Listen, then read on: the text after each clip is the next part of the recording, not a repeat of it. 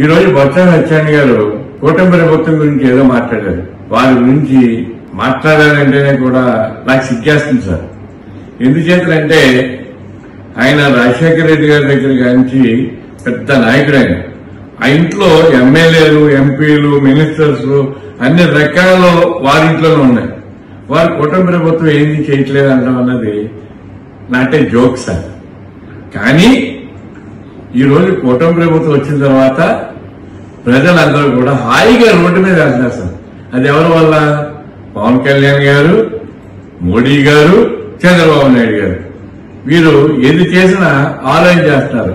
ఒక విజన్ ఉన్న వ్యక్తిని సీఎం చేయాలని ఆలోచించి మా పవన్ కళ్యాణ్ గారు ఎంతో ఆలోచనతో మన ముఖ్యమంత్రి చంద్రబాబు నాయుడు గారిని ఎక్కడికో తీసుకెళ్లి ఆయన కూర్చోబెట్టారు. అలాగే మన మోడీ గారు మా పవన్ కళ్యాణ్ గారిని ఆయన ఏమన్నారు? కైసాయి తుఫాన్ అన్నారు. అంటే అంత పవర్ ఉన్న వ్యక్తి మా పవన్ కళ్యాణ్ గారు.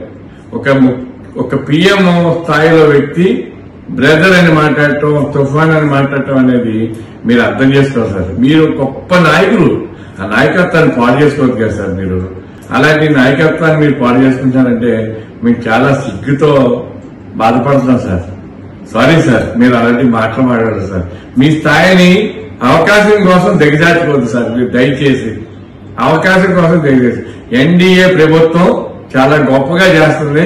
మీ ప్రభుత్వం ఏ రోజున ఎక్కడ చచ్చిపోతాం యాక్సిడెంట్ అయ్యి ఆ గోతుల రోడ్లు అనేది మాకు అర్థం కాలేదు. అలాగే ప్రతి విషయాన్ని కూడా కూలంకషంగా పరిశీలించి మీరు 2 లక్షల కోట్ల అప్పు తెచ్చి ప్రజాధనాన్ని దుర్యోగం చేస్తే ఇవాళ అమరావతి అనే దాన్ని సర్వనాశనం చేసేసి మొత్తం టోటల్ స్క్రాప్ కింద తీసేశారు.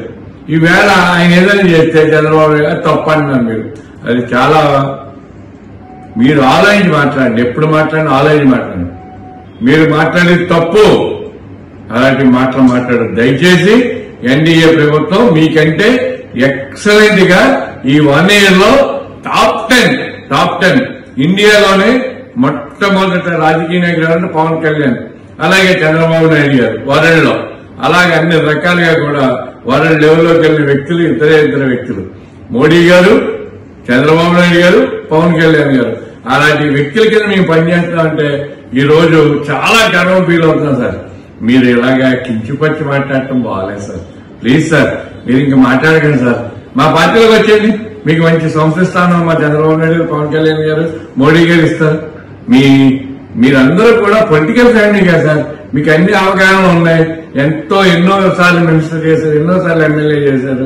ఇలాంటి పరిస్థితుల్లో మీరు ఈ రకంగా మాట్లాడటం అస్సలు బాగాలేదు సార్. ఏంటో ప్రజల నుంచి ఓట్ బ్యాంక్ రాజకీయం చేస్తారు తప్ప మీరు ప్రజలకు న్యాయం చేసే రాజకీయం చేయట్లేదు. క్షమించాలి బొత్స గారు.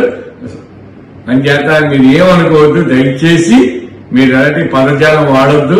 మా ఎన్డీఏ ప్రభుత్వంలో తప్పు జరగదు, అవినీతి జరగదు, మీకులాగా అరెస్ట్ ఉండవు, ఏమి ఉండదు.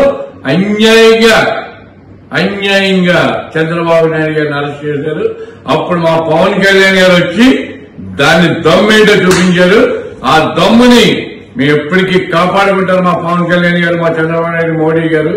మీరు ఏమీ తప్పుడు మాట దయచేసి మరోలా అనుకోవద్దు. మీరు ఆగండి. ఇంకా మీరు ఆగితే చాలా మీకు గౌరవం దక్కుతుంది, జాతిలో గౌరవం దక్కుతుంది. అంతే తప్ప వేరే ఆలోచన ఏం లేదు మాకు. మీరంటే మా గౌరవం కానీ, మా కళ్యాణ్ గారిని కానీ, మా చంద్రబాబు నాయుడు కానీ, మా మోడీ గారి గురించి కానీ మాట్లాడే స్థాయి మీది కాదు. దయచేసి మాట్లాడండి.